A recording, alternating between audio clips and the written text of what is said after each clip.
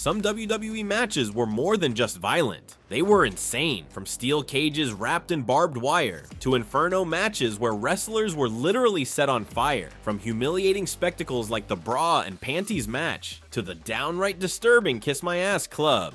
And yes, even buried alive matches where superstars were thrown into open graves and covered in dirt. This isn't just about violence, it's about the moments WWE went too far, pushing the boundaries of taste, safety, and sanity. Some of these matches were banned for being too dangerous, others for being too degrading, and one of them is so messed up you'll wonder how it ever made it to television in the first place. These are the banned WWE matches you'll never see again, because even WWE had to say, we can never let this happen again.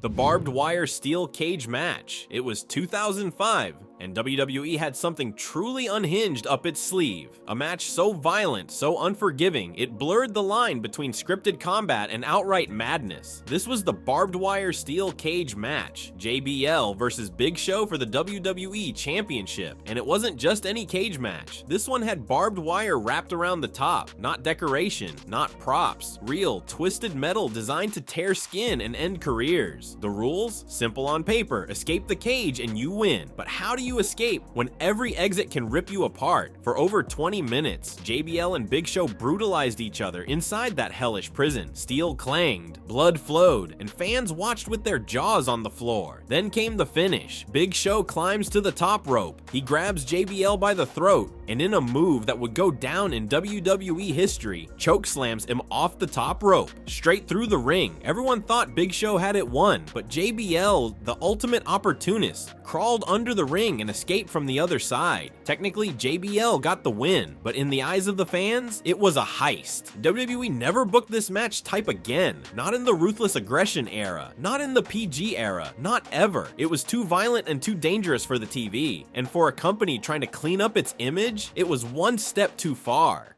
The Inferno Matches. There was a time when WWE didn't just push the envelope, they lit it on fire, literally. Enter the Inferno Match, a match so dangerous it looked like something straight out of a horror movie. The brainchild of WWE's twisted creative peak in the late 90s, and it was tailor-made for one monstrous character.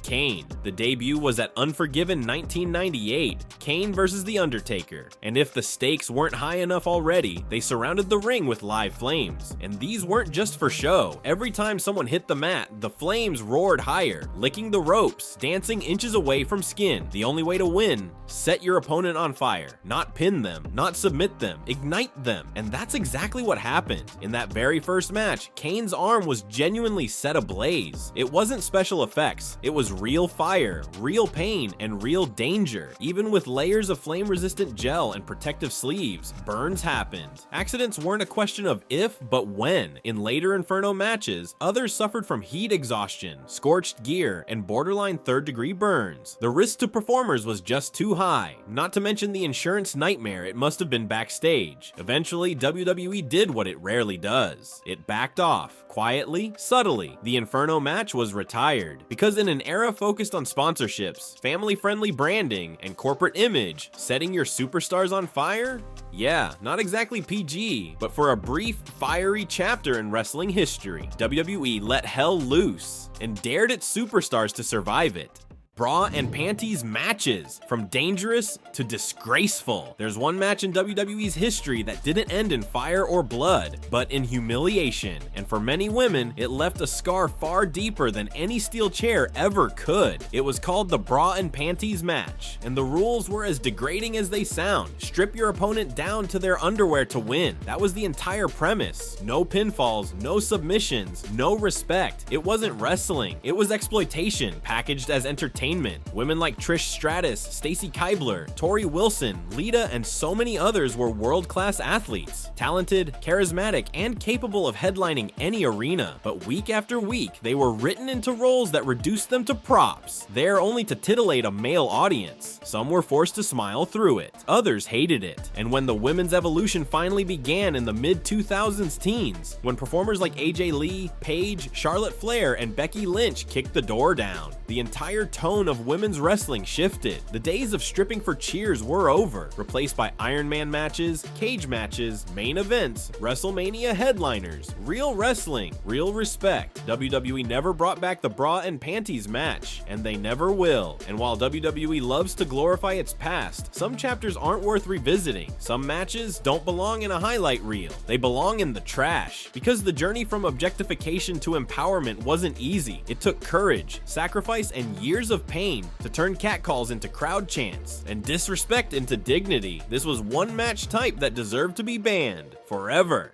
The Punjabi Prison Match. On paper, it sounded legendary. A 20-foot tall double cage made of bamboo filled with spikes and mystery. The Punjabi Prison Match was introduced in 2006, hyped as a monstrous battleground built for one man, the Great Khali, except Khali didn't even compete. He was pulled last minute, replaced by Big Show, and the chaos began. 2 bamboo cages, trap doors with 60-second timers, a climb to freedom. But what looked intense on the graphic board turned into a confusing mess. Fans couldn't see the action. Wrestlers could barely move. Even the commentators sounded lost trying to explain the rules. The match was slow, clunky, and completely killed the crowd's energy. WWE shelved it after 2 failed attempts. Then in 2017, they brought it back for Jinder Mahal versus Randy Orton, hoping to redeem the concept. But the same problems returned: bad pacing, poor visibility, and no excitement, even with the Great Khali's surprise return. Since then, it's never come back, not because it was too violent, but because it was too broken.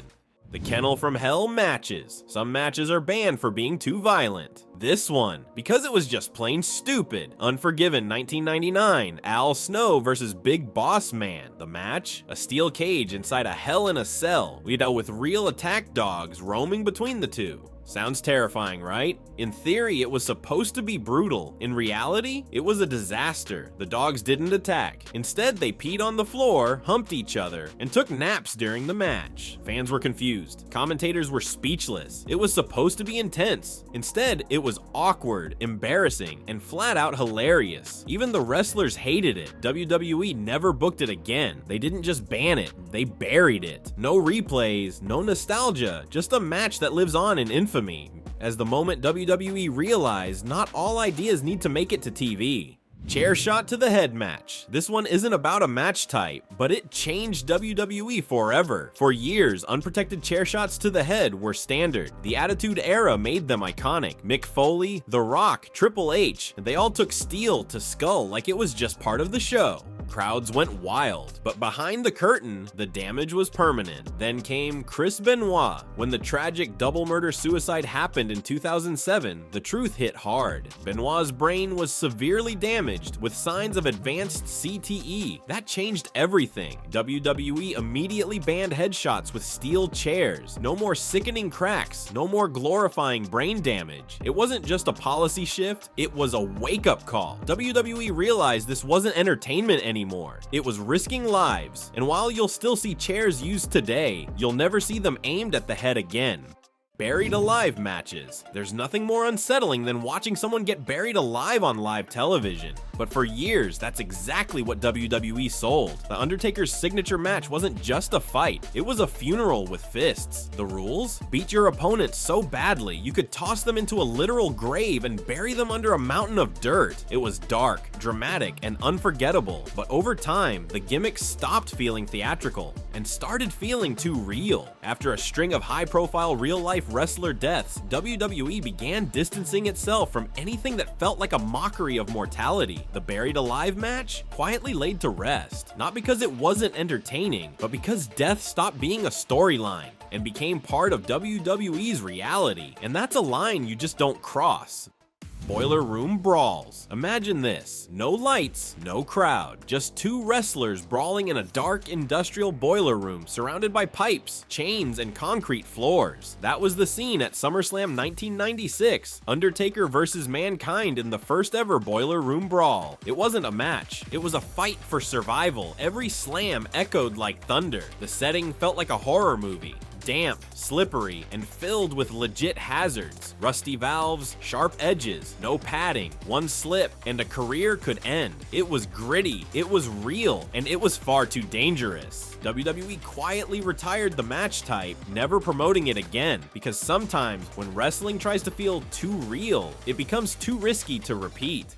Kiss my ass match. Yes, this actually happened. Vince McMahon, the billionaire boss of WWE, once created a match stipulation so humiliating, so bizarre, it left fans stunned and wrestlers degraded. The kiss my ass match. The rules, simple. Lose the match, and you're forced to kiss Vince's bare backside. This wasn't a one-off joke. WWE turned it into a recurring humiliation ritual, sometimes even involving top stars like Shawn Michaels, Jim Ross, and William Regal. And the worst part? It aired in front of families, kids, millions watching at home. What WWE thought was comedy felt more like corporate punishment masquerading as entertainment. Even the commentators looked uncomfortable. Even the wrestlers looked ashamed. Today, you'll never see it again. The Kiss My Ass Club has been quietly erased from history, and for good reason, because there's pushing the envelope, and then there's forcing someone's face into it.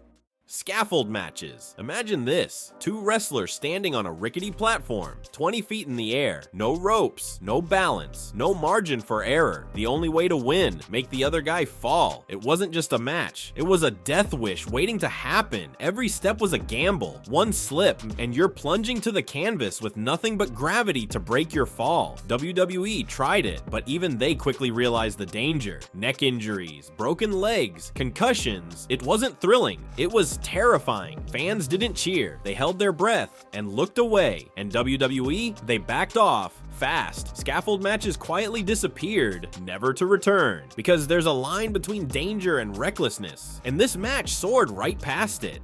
The eye for an eye match. In 2020, during the height of the pandemic era, WWE decided to get cinematic, but what they came up with was straight out of a horror film gone wrong. Seth Rollins versus Rey Mysterio in an eye for an eye match. The objective, literally rip your opponent's eye out of their skull. Yes, that was the actual rule. The match was gruesome. They used steel steps, corners of tables, and even the ring post, all to extract Rey's eye. And when it finally popped out, what we got was a rubber eyeball prop and Rey clutching his face in agony like a B-movie extra. The fans, outraged, confused, embarrassed. Even longtime WWE loyalists couldn't defend it. It was supposed to be edgy, but it turned into a laughingstock across social media and wrestling forums. Rey Mysterio was written off TV injured, but the real injury was to WWE's credibility. They never booked another match like it again, and let's be honest, they never should have in the first place.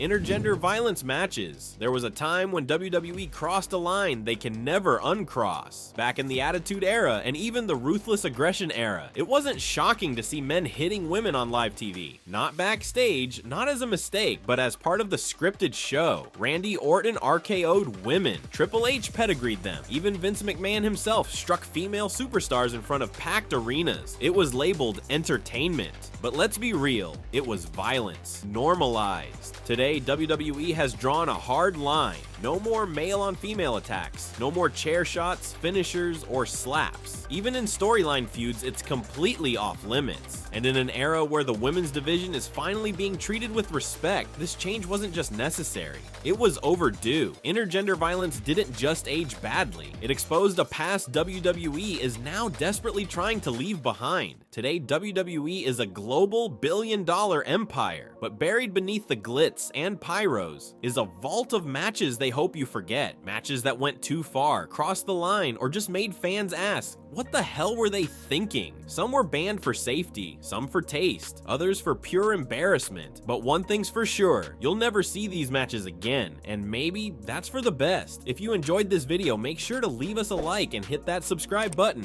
and let us know in the comments, what banned WWE match shocked you the most? See you in the next one only on Smackverse.